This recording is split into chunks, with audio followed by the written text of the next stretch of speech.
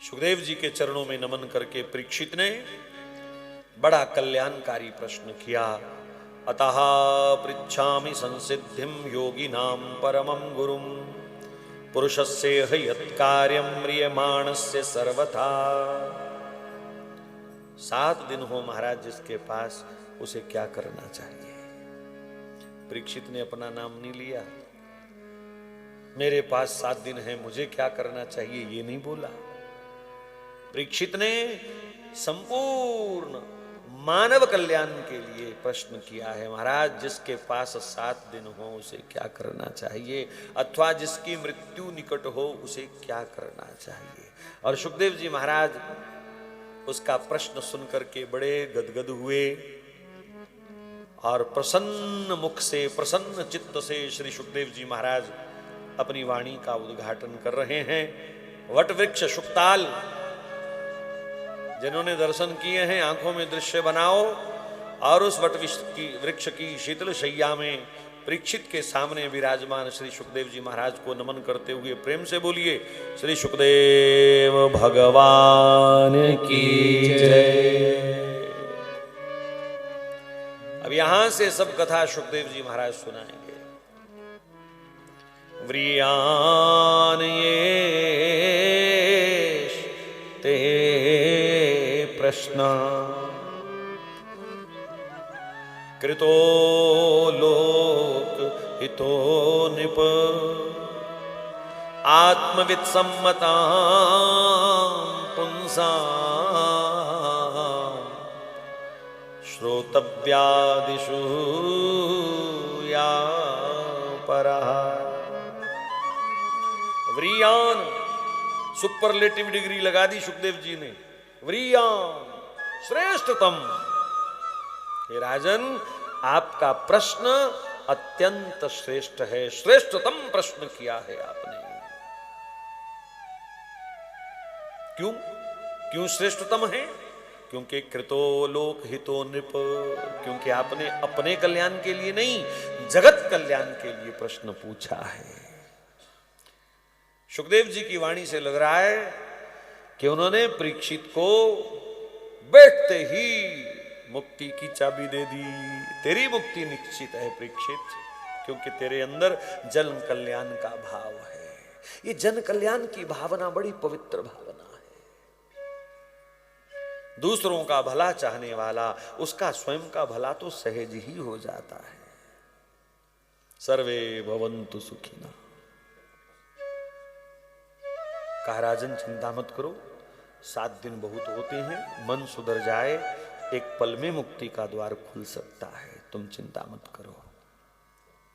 यहां श्री सुखदेव जी कहते हैं राजन मुक्ति के अनेक उपाय हैं, वो सब जानता हूं मैं, लेकिन कलयुग के साथ स्वयं आपने समझौता किया है कि कलयुग में मुक्ति केवल नाम संकीर्तन से होगी, नाम गाने से होगी।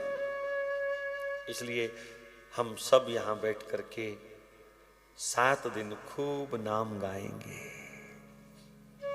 खूब श्री हरि का कीर्तन गाएंगे। कीर्तन 2 प्रकार का होता है, गद्यात्मक, पद्यात्मक।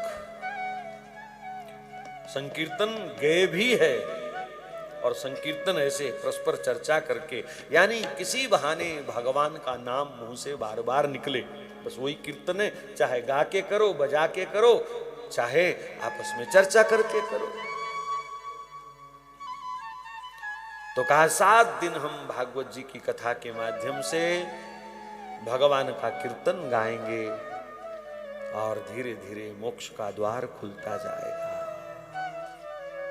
श्री सुखदेव जी महाराज ने योगिनाम नृप निर्णीतम हरेर्नाम अनुकीर्तनम, यहां मानो सब संतों की सहमति की मुहर लगा दी। योगिनाम नृप निर्णीतम, ये मेरा अकेले का निर्णय नहीं है, समस्त योगियों का कलयुग के लिए निर्णय है। और यहां योगी शब्द भी शायद इसलिए लिखा कि अन्य मार्गों का, योग इत्यादि मार्गों का आश्रय लेने वाले भी कली काल में इसी मार्ग का अनुसरण करते हैं। अन्य युगों में योग इत्यादि, समाधि इत्यादि अन्य साधनों से मुक्ति हो सकती है, लेकिन कलिकाल में हरेर्नाम अनुकीर्तनम, भगवान नाम का अनुसरण नाम रूप लीला धाम का अनुसरण। कीर्तन में मैं बहुत इस पर बल देना चाहता हूं। बहुत सारी माताएं बहनें कीर्तन मंडली की बैठी हैं। किसको कीर्तन कहते हैं आज तक हमको यही नहीं पता। मोटे मोटे झूठ बोले जाते हैं कीर्तन में भगवान के सामने बैठ करके।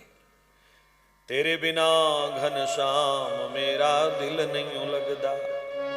ऐसा हुआ कभी? क्यों धोखा दे रहे हो भगवान को? ऐसा हुआ कभी?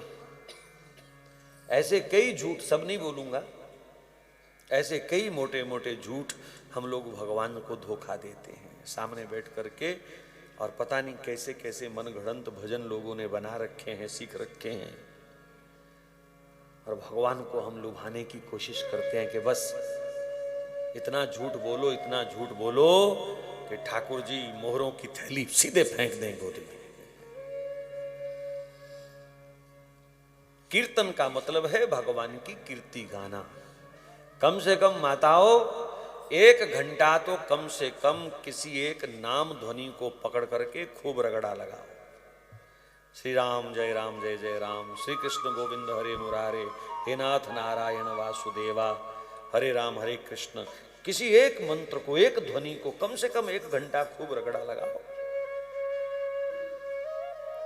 जब तक शरीर पसीने से तर ना हो जाए, जब तक आंखों से अश्रुधारा प्रवाहित ना होने लग जाए, तब तक कभी स्वीकार मत करना कि आज हमने कीर्तन किया।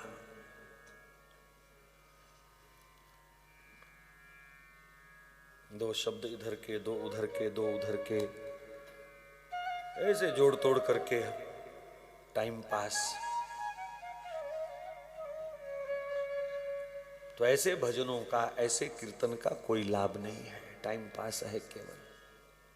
थोड़ी सी समय की सार्थकता जरूर मान लेता हूं, कम से कम बाहरी निंदा चुगली से बच गए, पर उससे भी बचने का क्या फायदा हुआ? बाहर की निंदा चुगली से बचे और यहां भगवान के सामने इतना इतना झूठ तोलने लग गए। हम तेरे पीछे पागल हैं, हम तेरे दीवाने हैं। किसके पीछे पागल हो, किसके दीवाने हो? आप पूछो अपने मन से कभी बैठ करके। इससे तो बेहतर है कोई माता बहन कोई पुराण खोल ले, कोई गीता खोल ले, कोई रामायण खोल ले, एक बोले दूसरी सुने, फिर थोड़ी देर दूसरी कोई बोले, वो बाकी सब सुने। ऐसे ही भाइयों को भी कीर्तन के इसी स्वरूप को ही स्वीकार करना चाहिए। ऐसे इधर उधर के कीर्तनों का यहाँ सुखदेव जी की दृष्टि में कोई लाभ नहीं। हरेर नाम अनुकीर्तनम, महापुरुषों की वाणी का अनुसरण करो। आपने गुरुद्वारा में कभी देखा इधर उधर के भजन गाते किसी को? वहां केवल गुरुओं की वाणी गाई जाती है।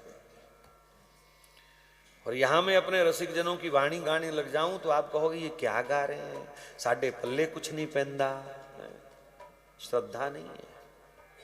गुरुद्वारा में जब शब्द गायन होता है तो क्या सबको समझ आ रहा है कि ये क्या बोल रहे हैं? भाई महापुरुषों की भाषा बड़ी अटपटी है, बड़ी गूढ़ है, लेकिन सब लोग ऐसे नतमस्तक होकर के बैठे हैं कि हमारे गुरुओं की वाणी है बस। और हिंदू समाज में ऐसा प्रचलन नहीं है।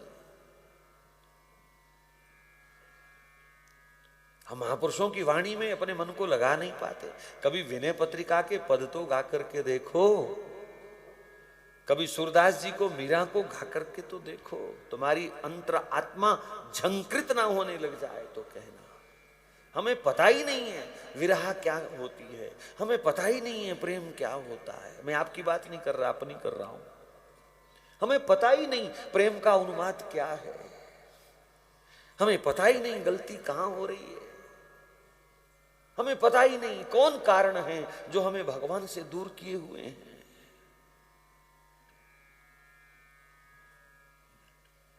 हम अपने आप को 2 भजन गा करके बहुत बड़ा भक्त मान लेते हैं। मंदिर जाके तिलक लगाया, सब भक्त जी बोलने लग गया, हमारा तो बेड़ा पार हो गया। साल में 2 बार गंगा जी का स्नान करे आए, हमको तो कोई पाप ही नहीं लग सकता। निकलो इन भ्रांतियों से। हरे नाम अनुकीर्तनम, सुखदेव जी महाराज ने ऐसे कीर्तन पर बल दिया। महाराज विधि बड़ी सरल भी है, अपनाने में थोड़ा समय लग सकता है, लेकिन सत्संग का यही तो लाभ है। सुखदेव जी ने कीर्तन करने की विधि भी बताई। सारे संसार को भगवान का स्वरूप समझो। पेड़ पौधे घास पत्ती जो दिख रहा है ये सब भगवान के रोए हैं। पाताल भगवान का चरण है, वक्ष स्वर्गलोक है, मुख जगलोक है, ललाट तपलोक है, सिर सत्यलोक है। ऐसे 14 भुवन में भगवान का दर्शन करो। नदी नाले भगवान की नाड़ियां हैं, हवा यही भगवान का श्वास है। ऐसी भ्रांत सुंदर परिकल्पना के साथ भगवान का भजन करो कि वो परमात्मा हर तरफ है, हर समय मेरे साथ है, मेरे पास है।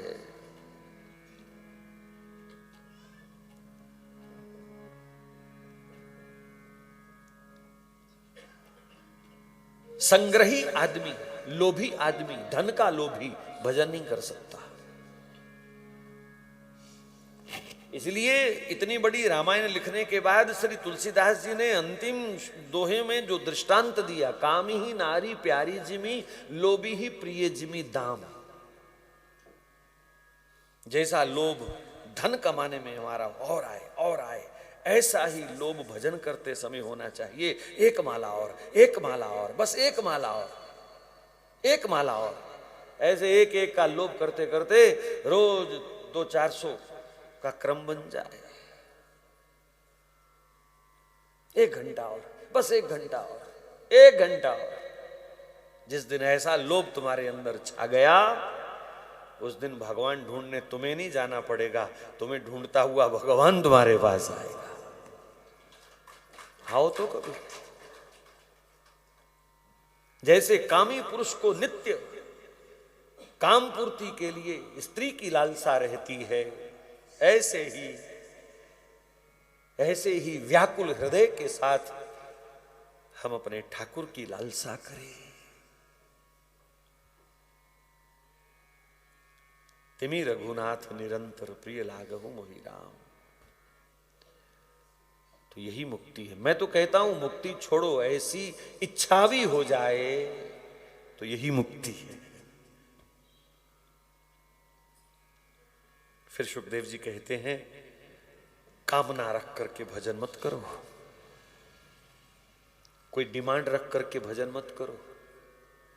90 से ज्यादा % लोग भजन कीर्तन करते हैं या मंदिर जाते हैं सिर्फ इसलिए ये मिलेगा वो मिलेगा, ये मिलेगा वो मिलेगा, सुख संपत्ति घर आवे, सुख संपत्ति घर आवे।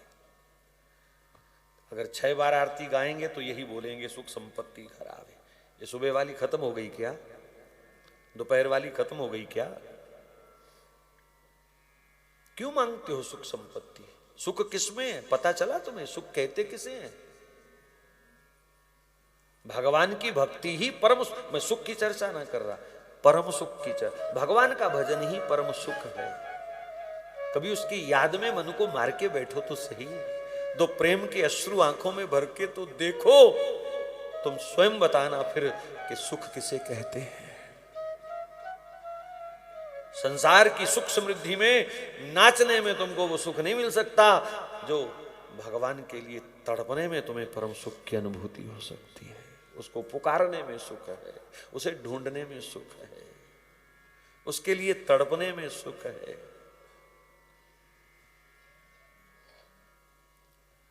पर माया जाल में, धन लोभ में फंसे हुए जीव इस शाश्वत सुख की परिकल्पना भी नहीं करते कभी।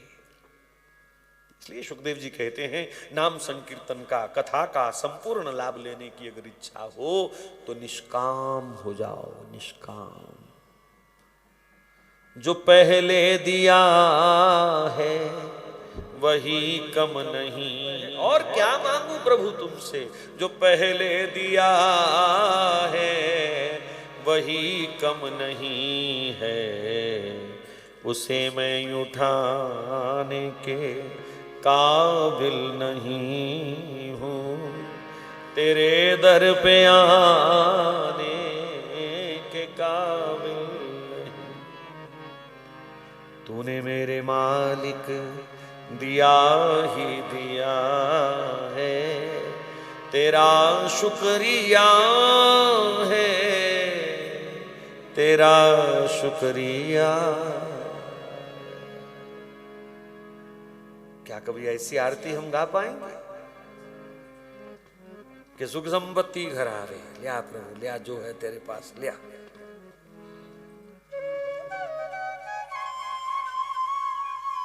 तो सुखदेव जी का यहां स्पष्ट संकेत है, निष्काम भजन करो।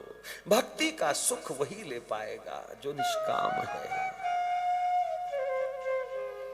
कीर्तन गाते गाते प्रसाद की थाली पर ही बार बार नजर जा रही है कईयों की। अच्छा, कई यही देखते हैं, अच्छा इसने कितने चढ़ाए, इसने कितने चढ़ाए, ये भी देखते हैं।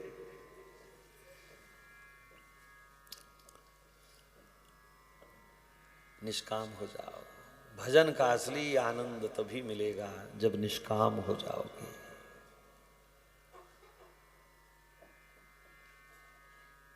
अटूट विश्वास, अटूट नाम निष्ठा, अटूट धाम निष्ठा, अटूट स्वरूप निष्ठा, ऐसी धारणाओं के साथ भजन करो। ये सुखदेव जी ने परीक्षित को भजन करने का तरीका बताया।